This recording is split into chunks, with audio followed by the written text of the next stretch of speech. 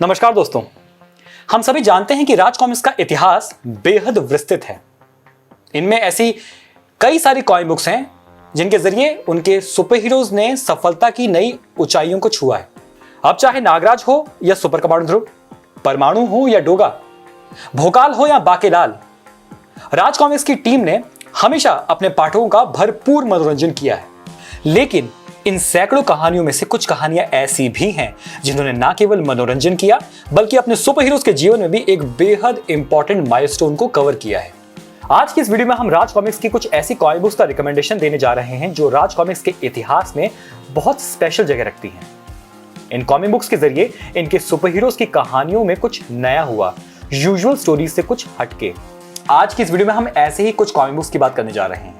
कुछ ऐसी comic books जिन्होंने वो नेसेसरी ट्विस्ट कहानी को दिया जो समय के साथ में कहानी में सुपर हीरोज के लिए एक इंपॉर्टेंट अपग्रेड, एक बदलाव का कारण बना। So without wasting any time, आइए शुरुआत करते हैं आज की इस वीडियो की। Let's get started. खजाना सीरीज। आई पर्सनली फील कि इस लिस्ट की शुरुआत करने के लिए यह सीरीज एकदम एप्रोप्रिएट रहेगी। खजाना सीरीज केवल नागराज की ही नहीं बल्कि संपूर्ण राज कॉमिक्स की सबसे सक्सेसफुल कॉमिक बुक सीरीज में से है।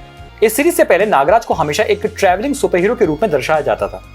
वो हमेशा एक देश से दूसरे देश, एक शहर से दूसरे शहर ट्रैवल किया करता था और उसका एक ही मिशन था, विश्व आतंकवाद का खात्मा। लेकिन शाकुरा का चक्रव्यूह के साथ शुरुआत हुई एक कंप्लीटली नई स्टोरी प्लॉट की। इनफैक्ट नागपाशा कॉमिक बुक्स के मार्केट में आने तक तो हम पाठकों को यह आइडिया भी नहीं था कि नागराज की यह सीरीज उसकी ओरिजिन स्टोरी में इतना बड़ा ट्विस्ट लाने वाली है। I mean, it's not every day कि आपको पता चले कि आपकी मौत का षड्यंत्र रचने वाला इंसान आपका चाचा लगता है। अगर आपको ये रेफरेंस समझ में नहीं आया है तो आपने ये सीरीज डेफिनेटली नहीं पढ़ी है और मेरा आपको बहुत ही स्ट्रॉन्ग रिकमेंडेशन होगा कि आप खजाना सीरीज जरूर पढ़ें।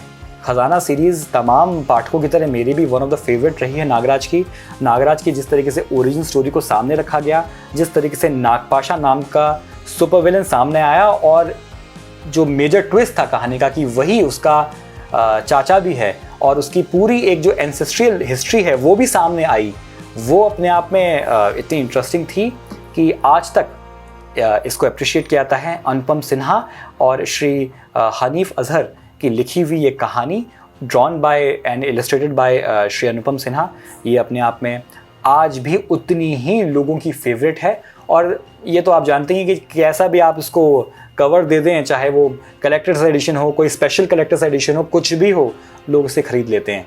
सो या डेफिनेटली खजाना इज वन सच सीरीज। नहीं पढ़ी है तो डेफिनेटली पढ़ें। खजाना सीरीज ने नागराज की आने वाली कॉमिक बुक्स की नींव रखी और फैंस ने आगे चलकर अनुपम सिन्हा के इस नागराज को विश्व रक्षक नागराज का नाम दिया। अगला नाम आता है कोबी और भेड़िया का। कोबी और Bhediya is definitely one of the best action thriller Indian comic books from the 90s, without a doubt, इसमें कोई शक नहीं है। अगर आप 90 के दशक के पाठक रह चुके हैं तो आप जानते हैं कि मैं एग्जैक्टली क्या बात कर रहा हूं। कोबिया और भेड़िया 1998 में मार्केट में आई और उसके प्रमोशनल एड से ही यह दिखा दिया गया था कि इस कॉमिक बुक में भेड़िया 2 शरीरों में बढ़ जाएगा। यह चीज सीक्रेट नहीं रखी गई थी, इसको एडवर्टाइजमेंट्स के जरिए ही दिखा दिया गया था। लेकिन इससे पहले ऐसा किसी वेल एस्टैब्लिश्ड सुपर हीरो की कॉमिक बुक में नहीं हुआ था। इस कॉमिक बुक ने भेड़िया की लाइफ में सब कुछ बदल कर रख दिया। उसके बाद की सीरीज में भेड़िया और कोबी हमेशा अलग रहे अंटिल द रीसेंट टाइम जब उनको दोबारा एक कर दिया गया। कुछ फैंस को यह पसंद आया और कुछ फैंस को नहीं। कोबी और भेड़िया इसलिए भी स्पेशल है बिकॉज बैक इन 1998 जब इसके प्रमोशनल एड्स आ रहे थे तब इस कॉमिक बुक को एग्जैक्टली इसी पॉइंट पे प्रमोट किया गया था कि ये भारत की सबसे पहली डिजिटल कलराइज्ड कॉमिक बुक है। मुझे याद आता है कोबी और भेड़िया का ये आइकॉनिक कवर जो कि आज भी उतना ही आइकॉनिक लगता है। Artwork by the late and the legendary artist Dheeraj Verma sir. Kobi और भेड़िया में एक चीज़ और स्पेशल थी, ना केवल ये इसका सेलिंग पॉइंट था, मेन ट्विस्ट था कि कोबी और भेड़िया अलग अलग हुए थे, बल्कि फूजो बाबा जो इस कहानी में, भेड़िया की कहानी में एक बहुत इंपॉर्टेंट कैरेक्टर रहते हैं, फूजो बाबा का भी ओरिजिन दिखाया गया था कि किस तरीके से इतने शांतिप्रिय और इतने लविंग कैरेक्टर होते हुए भी आज से कई सालों पहले फूजो बाबा भी एक डेकॉइट, एक डाकू थे जिनका नाम था फजीहत सिंह। आई मीन जिस तरीके से डाकू फजीहत सिंह की ओरिजिन स्टोरी दिखाई गई है, फूजो बाबा की ओरिजिन स्टोरी दिखाई गई है, और जिन पैनल्स में उसको दिखाया गया है, वाइल रीडिंग इट जब आप इतने इमर्ज हो जाते हो कहानी में, ऐसा लगने लगता है कि वाकई आप 1990s की कोई सुपरहिट ब्लॉकबस्टर डेकॉइट मूवी देख रहे हो, जो कि उन दिनों चलन में भी थी और बहुत ही इंटरेस्टिंग वे में उसको दिखाया गया था. So yeah definitely this is one of the recommendations from the drawing house and one of the greatest twists in Bhediya's comic book, Kobi और भेड़िया. मेरी तीसरी रिकमेंडेशन है षड्यंत्र सीरीज, जो कि सुपर कमांडो ध्रुव की 7 कॉमिक बुक्स का कलेक्शन है. सर्कस, हत्यारी राशियां, मौत के चेहरे, कमांडर नताशा, सजाए मौत, अंधी मौत और षड्यंत्र. इन 7 कॉमिक बुक्स की कहानियों और इनकी घटनाओं ने डेफिनेटली ध्रुव की जिंदगी और उसके आगे वाली कॉमिक बुक्स को दिशा दी. देखिए, मेरा पर्सनली ये मानना है कि 1996 से लेकर 1998 तक सुपर कमांडो ध्रुव की बेस्ट कॉमिक बुक्स पब्लिश हुई हैं. ये टाइम देखिए मेरे ख्याल से तो श्री अनुपम सिन्हा का भी प्राइम टाइम था.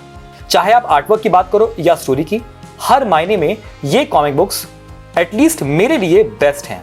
इन कॉमिक बुक्स में ध्रुव, रिचा जो कि ब्लैक कैट है, और स्पेशली नताशा जो कि ध्रुव का लव इंटरेस्ट है, उसकी कहानी को एक्सप्लोर किया गया है. इस सीरीज में कुछ ऐसी ऐसी घटनाएं होती हैं जिसकी वजह से नताशा अपने पिता ग्रैंड मास्टर रोबो के अंडरवर्ल्ड को ज्वाइन करने पर मजबूर हो जाती है और बन जाती है कमांडर नताशा.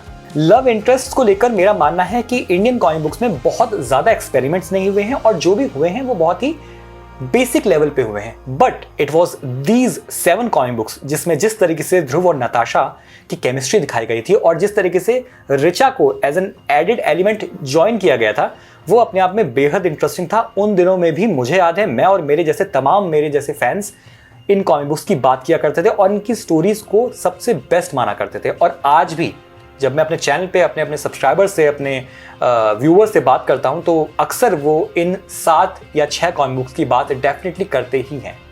अब आप चाहे तो इसे कलेक्टर्स एडिशन में पढ़िए या फिर आप इसको पेपरबैक में पढ़िए, ये आपकी मर्जी है. मेरे पास इसका कलेक्टर्स एडिशन है बिकॉज पेपरबैक कई सालों पहले अनफॉर्चुनेटली मुझसे मिस आउट हो गया.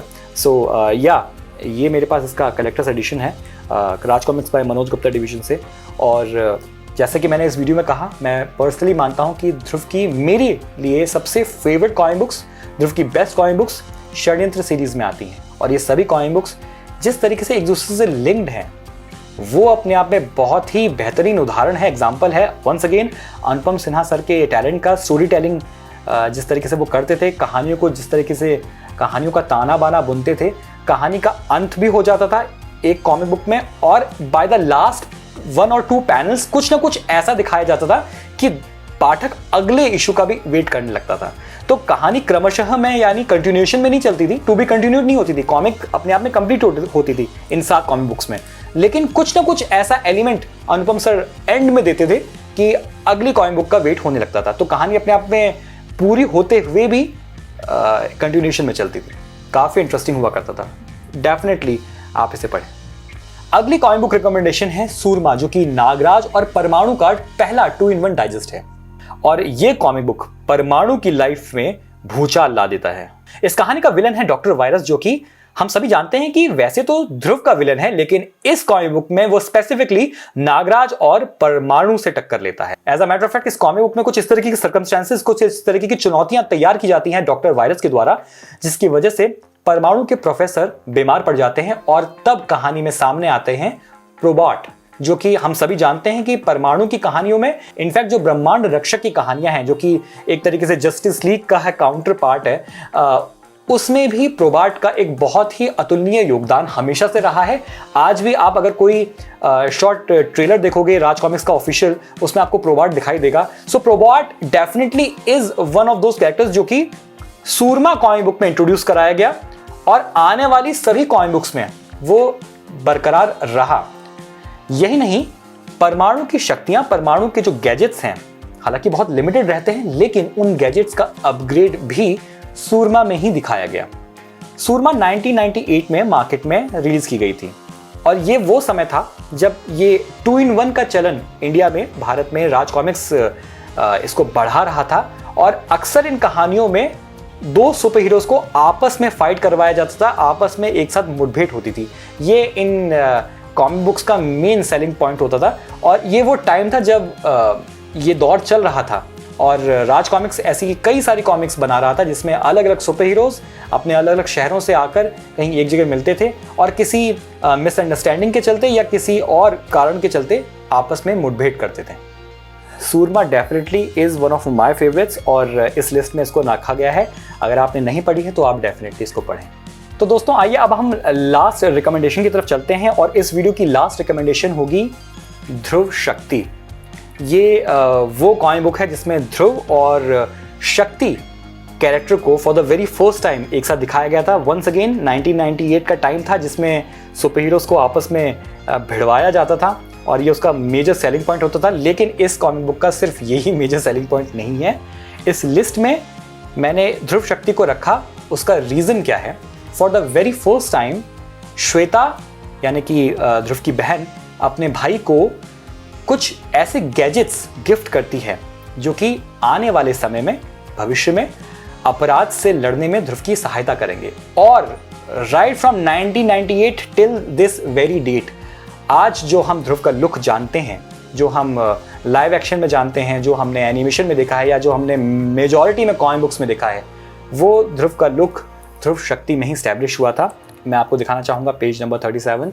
ये था वो आइकॉनिक पेज जिसमें कि आप देख सकते हो कि श्वेता जो है वो अपने ब्रदर को ये गैजेट्स दे चुकी है, जो वो ब्रेसलेट्स हाथों में पहनता है और मेटालिक बेल्ट, जो यूटिलिटी बेल्ट जिसे हम कहते हैं, मेटालिक बेल्ट पहनता है और जो उसके शूज़ हैं वो बूट्स में भी उसके व्हील्स लगे हुए हैं। ये सब हम आज की डेट में जानते हैं।